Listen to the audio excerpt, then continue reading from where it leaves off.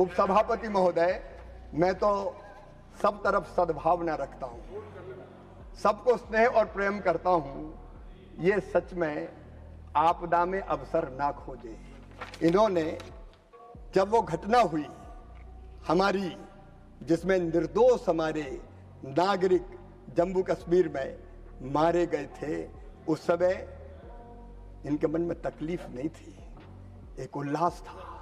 मोदी जी फंस रहे हैं, मोदी जी फंस रहे हैं, मोदी जी फंस रहे हैं। और मिडिल ईस्ट की घटनाओं में भी हमने इनको देखा, टैंकर नहीं आ जाए, गैस कनेक्शन नहीं मिल जाए, लाइनें लग जाए, लाइनों में गड़बड़ हो जाए, लोग परेशान हो जाए।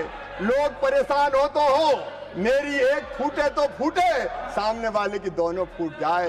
ये आपदा में अवसर ना ढूंढे, इससे कांग्रेस का भला नहीं होगा, इससे कांग्रेस का भला नहीं होगा। और आप उदाहरण देख लीजिए माननीय उपसभापति महोदय, जब जब इन्होंने मोदी जी का अपमान किया, उस अपमान का बदला जनता ने लिया।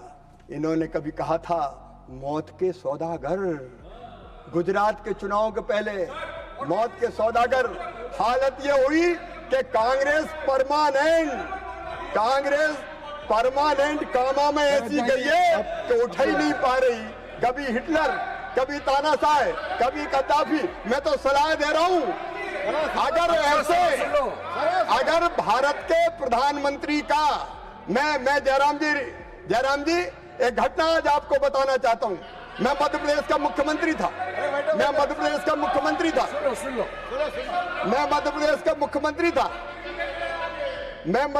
मुख्यमंत्री था, तब स्वर्गीय मनमोहन जी देश के प्रधानमंत्री थे। उस समय मैं अमेरिका के प्रवास पर गया, वाशिंगटन डीसी। वहां कुछ पत्रकार मिले और उनने मुझे कहा कि भारत के प्रधानमंत्री अंडर अचीवर है। मैंने कहा खबरदार, वो कांग्रेस के प्रधानमंत्री नहीं है, वो भारत के प्रधानमंत्री हैं। और मेरे प्रधानमंत्री अंडर अचीवर नहीं हो सकते, वो देश का सम्मान है। ये हमारा भाव था। और तुम्हारा भाव, जब भी विदेश में जाते हो केवल प्रधानमंत्री नहीं, पूरे हिंदुस्तान का अपमान करते हो, भारत माता का अपमान करते हो। तो इस मानसिकता से कभी कांग्रेस आगे नहीं बढ़ सकती। और एक बात मैं और कहना चाहता हूं, माननीय उपसभापति महोदय, सारी दुनिया देख रही है, हम नहीं देख रहे। अभी संकट आया, गैस के टैंकर नहीं आएंगे, जहाज नहीं आएंगे।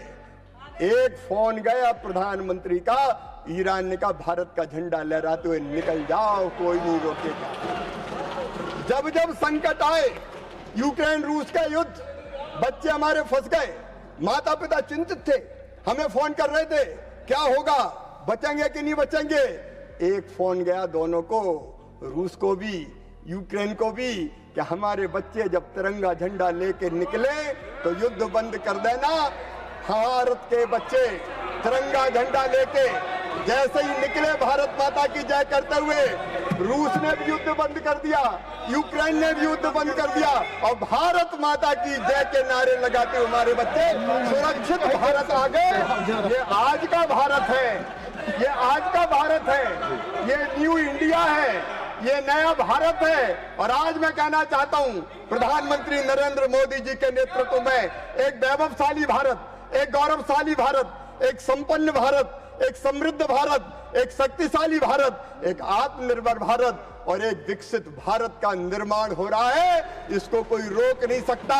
अगर कोई साथ दे तो उसके साथ, कोई साथ ना दे तो उसके बिना, और कोई विरोध करे तो उसके बावजूद ये भारत बन के रहेगा, ये विकसित भारत बन के रहेगा। आज मैं अंत में स्वामी विवेकानंद जी की एक टिप्पणी उद्धृत कर रहा हूं। स्वामी विवेकानंद जी ने 125 साल से ज्यादा हो गए, कहा था सुदीर्घ रजनी समाप्त हुई जान पड़ती है, महानिशा का अंत निकट है। जो अंधे हैं वो देख नहीं सकते, जो बहरे हैं वो सुन नहीं सकते, लेकिन मैं स्पष्ट रूप से देख रहा हूं कि भारत माता एक बार फिर अंगड़ाई लेके खड़ी हो रही है और विश्व गुरु के पद पर अधिष्ठित हो रही है। ये एक नरेंद्र ने कहा था, स्वामी विवेकानंद और ये दूसरा नरेंद्र दामोदर दास मोदी के नेतृत्व में ये पूरा होगा, ये पूरा होगा, ये पूरा होगा, इसको कोई नहीं रोक सकता।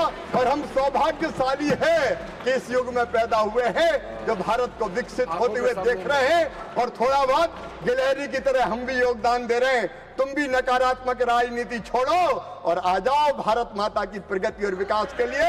साथ आओ, रचनात्मक राजनीति करें और देश को परम वैभव के शिखर पे पहुंचाएं। बहुत बहुत धन्यवाद।